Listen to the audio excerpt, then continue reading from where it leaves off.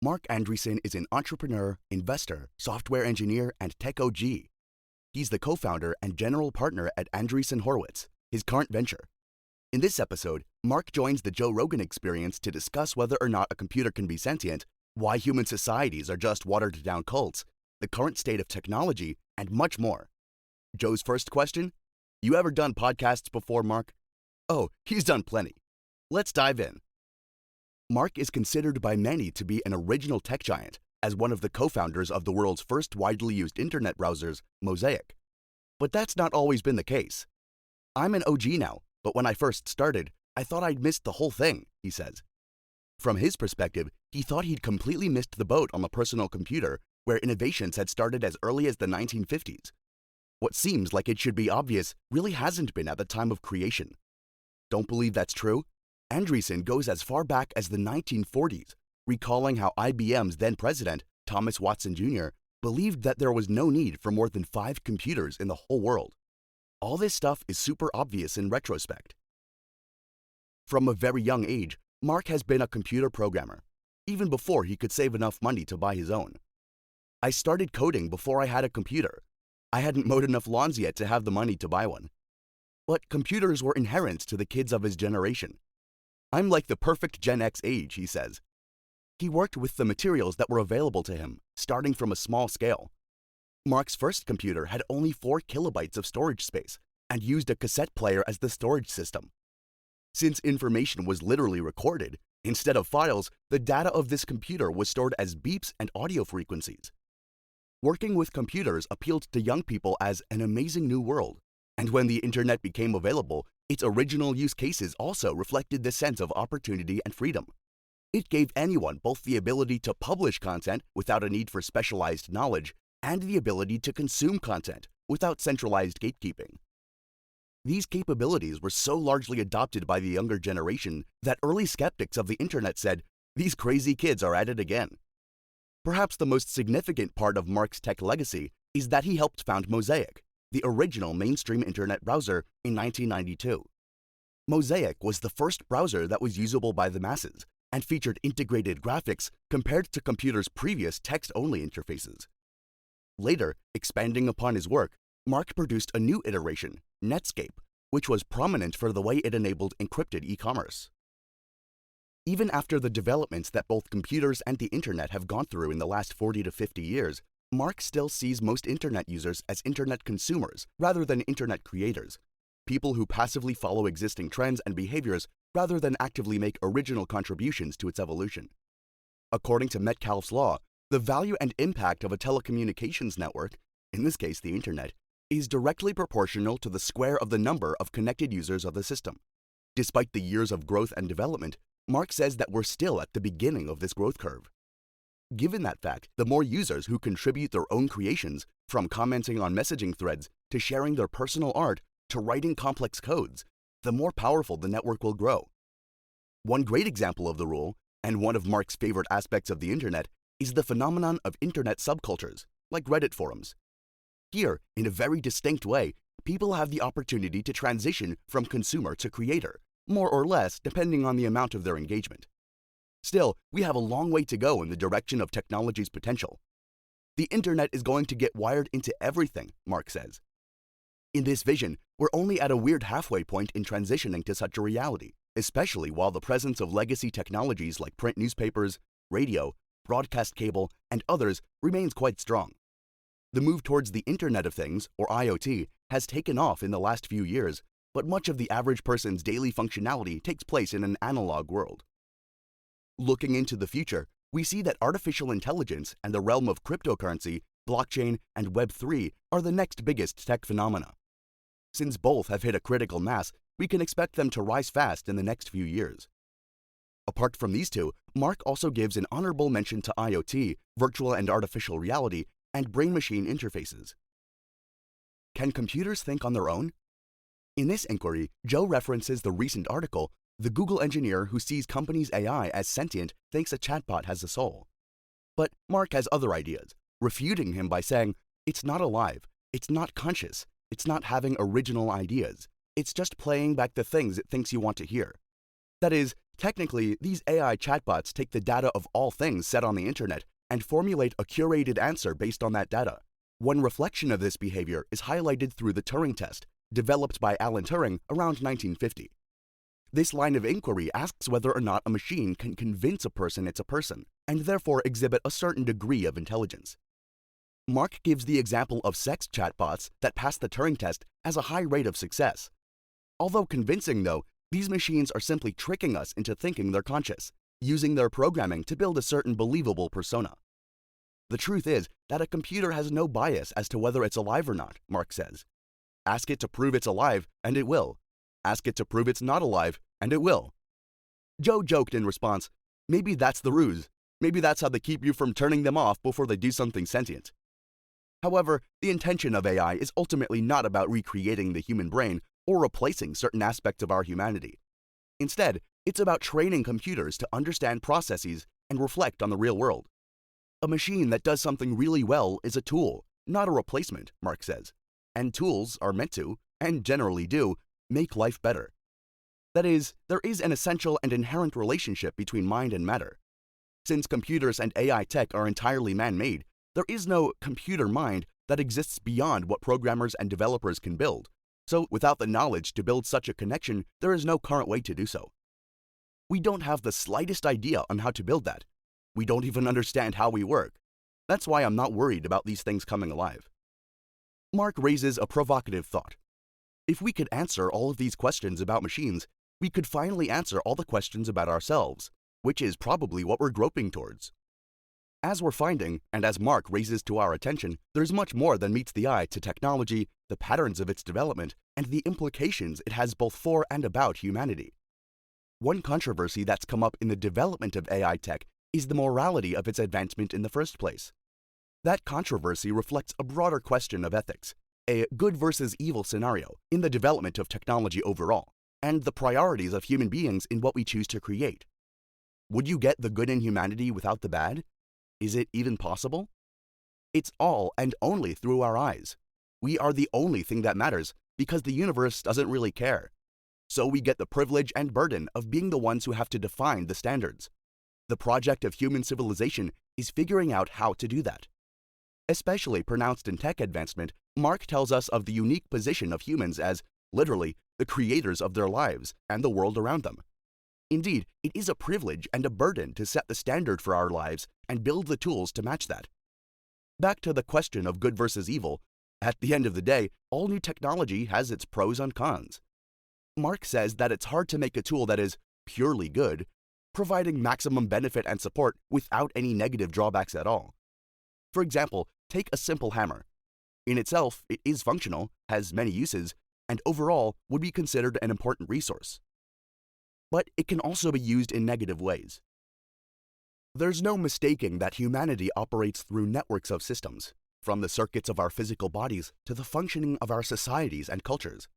Religion sits at the heart of many societies and cultures, and is, as Marc describes it, an operating system for encoding ethical and moral judgments. More than that, religion, according to his general definition, also reflects mankind's ongoing quest for perfection, harmony, and oneness with this life, for better or for worse. Nietzsche would say that we're always inventing new religions. However, despite certain yearnings, creating values, and from these cultures, from scratch is much harder than in a religious environment where you're trying to live up to the high standards of God. It's much harder to take up the mantle as our own creators. Where do we place our attention and focus our priorities? Do we value emotion, achievement, economics, heterodoxical thinking, population growth? Culture is a very complicated equation, but so are the consequences when it's less defined. Would you really want to live, or have your children, your partner, your loved ones, live in a world with no structure? This could be both liberating and overwhelming, with no foundation upon which to build your own values and ideas, or no clear community with which you share these values and ideas. It's exactly this community and the ability to profess your potentially divergent beliefs to and within that community in order to belong. That is the hallmark of any religion. There are still achievements that can be reached, or missed, with success measured by the degree of a group's cohesion. Quoting Jonathan Haidt, an American social psychologist, Marc says, "Morality binds and blinds." Not only with technology, religion also crosses paths with science as a whole, especially when it comes to declaration of truth and facts. Take the phrase, "the science is settled." Marc says that this is more of a religious statement than a scientific one. Why? Any scientific statement must be falsifiable and welcome debate. When you make such a remark on topics like COVID or climate change, what you actually present are the emotional consequences of a religion. In part, due to the way that most of our social and cultural interactions are ideologically driven, we might even go so far to say that all human societies are watered-down versions of original cults. In his classic texts, The Ancient City, a study on the religion, laws, and institutions of Greece and Rome, Numa Denis Fustel de Coulanges describes how the original form of civilization was a fascist communist cult. Since then, things have, of course, evolved, but the influence of this blueprint still has some reach. On the plus side, the communities in our lives, whether societies, fandoms, or even companies, all maintain the basic framework of a religious cult, a way to bind people together, albeit with less hate and violence. On the other hand, these groups are being so diluted that they lose their power and authority, leaving us as atomized individuals trying to find our own way in the world. Computers are not the only area with much more room for improvement. In terms of new developments, Marc believes that we're not leveraging nuclear energy nearly enough for its potential. For starters, we shouldn't be stigmatizing population growth in the name of climate change. The truth is, maximizing our use of nuclear tech would actually allow us to accommodate many new lives and still be sustainable. In 1973, President Nixon announced Project Independence, a plan to build 1,000 nuclear power plants by the year 2000 and achieve domestic energy independence. Of course, as we see now, that obviously didn't happen. It seems that nuclear energy is another collateral victim of the great religious morality debate between environmentalists versus capitalists. Unfortunately, both sides are so entrenched in their own opinions that, as Marc sees it, logical arguments don't work in these circumstances. Nevertheless, there are those individuals who are outspoken for increased use of nuclear power on a day-to-day basis. Marc recommends following the work of Stuart Brand and Brett Kugelmass for insights and resources for strong voices for the application of nuclear energy. Looking at the bigger picture of global climate change and the overall relationship of humans to the planet, there seems to be a strong case for finding nuclear sustainability now more than ever. As a human race, we've basically come right back to square one, despite the advocacy of environmentalists for many years. After 50 years of the environmental movement, we've made a complete round trip and ended up back at coal, Marc says. In his mind, we never asked the right what-if geopolitical questions when implementing a green energy strategy. Now, look at the way Europe is funding Russia to the tune of €1 billion per day to pay for energy as a consequence. And what about the direct costs of shirking our environmental responsibilities on the lives of people everywhere? We don't actually seem to care about minimizing human death in the energy equation. Perhaps we never have. Here's a statistic. 5 million deaths per year in the developing world are directly attributed to burning a fireplace in their home. And with nuclear, civilian deaths are close to zero. But you do have to hand it to us. It's also true that we've never run out of a natural resource in human history. The price rises to an unsustainable level well before the resource runs out in the intense and natural filtering of supply and demand. For example, we won't run out of lithium for electric cars, but we may not be able to produce them at an economically viable rate. Before wrapping up, Marc and Joe took time to discuss the effects of COVID-19 in the tech industry and the future we may be facing in the corporate world. Truth be told, it was a beautiful miracle that companies didn't fall apart during the periods of necessitated remote work during the waves of lockdown and infections. In all of human history, it was an unprecedented time, and no one had any guidelines to follow navigating it. But thanks to the ever-agile nature of startups in a fast-paced, sometimes cutthroat tech world, we now see that many new startups are building a foundational remote work environment based on this rocky beginning. Even in Marc's own companies, they're using more off-site retreats to build in-person relationships, taking work and cooperation out of the office to boost the productivity within it. Still, although the pandemic has shifted the nature of the modern workplace for every business, big and small, in the capitalist market, not every company has the freedom to be as generous with their advocacy and activism as others. Marc recognizes that the companies that are the most politicized are generally the most monopolized. For example, Giants such as Google have the free cash flow to allow activism and politics. Bootstrapped startups, for whom every minute and dollar is precious, need full attention towards their mission statement to survive. Everything else becomes a distraction. We've covered a lot of ground today, but let's go over the key takeaways one more time. Speaking to the way he's now considered a tech pioneer, Marc highlights the fact that everything in this industry seems obvious in retrospect. I'm an OG now, but when I first started, I thought I'd missed the whole thing. Marc also says that most people are internet consumers instead of internet creators after more than 50 years. In fact, we're still only at the beginning of this growth, which will rise exponentially the more people become engaged in original and meaningful ways online. Exploring this a little further, Marc thinks that we're at a weird halfway point in the transition to the internet. This is because many legacy technologies, like print newspapers, radio, broadcast cable, etc., still linger. The internet is going to get wired into everything. And then the big question: can a computer be sentient? From Marc, it's not alive. It's not conscious. It's not having original ideas. It's just playing back the things it thinks you want to hear. As we explore this question, we explore the idea of mind-body dualism, the concept that there's an essential and connected relationship between mind and matter.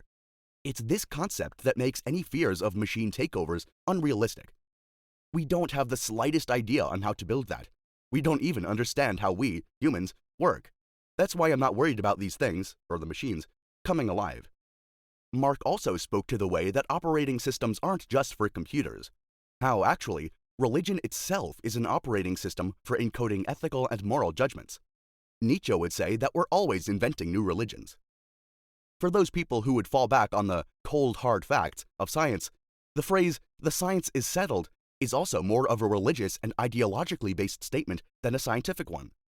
Marc reminds us, any scientific statement must be falsifiable and welcome debate. Otherwise, it would fall more under this category of religion. He also goes on to say that, in this same logic, many human societies are just watered-down cults that stopped recognizing alternate possibilities. Finally, in the aftermath of the COVID-19 pandemic and the necessary adaptations of companies to alternate workplaces and operational processes, the strength of a capitalist market where money talks still holds out. The companies that are most politicized are generally the most monopolized. Talking about the way giants like Google have funds to distribute to activism and politics, while much smaller startups must focus all their efforts and resources on the mission at hand. So, what do you think? Where do you fall in the spectrum of consumer and creator, and where do you think technology is going based on the way we behave as a collective human race? And with that, we've summed it all up. We hope you learned something new and enjoyed the process. See you next time.